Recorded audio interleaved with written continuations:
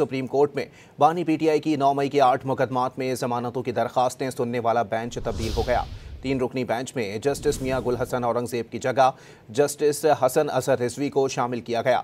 Chief justice Yahya Afridi की सरबराही में 3 रुकनी bench कुछ देर में समाप्त करेगा। सुप्रीम कोर्ट में बानी पीटीआई की 9 मई के 8 मुकदमात में जमानतों की दरखास्तें सुनने वाला बेंच तब्दील हो गया। 3 रुकनी बेंच में जस्टिस मियां गुल हसन औरंगजेब की जगह जस्टिस हसन अजहर रिजवी को शामिल किया गया।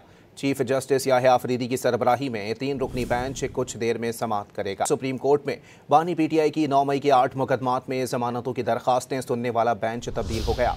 3 रुकनी बेंच में जस्टिस मियां गुल हसन औरंगजेब की जगह जस्टिस हसन अजहर रिजवी को शामिल किया गया।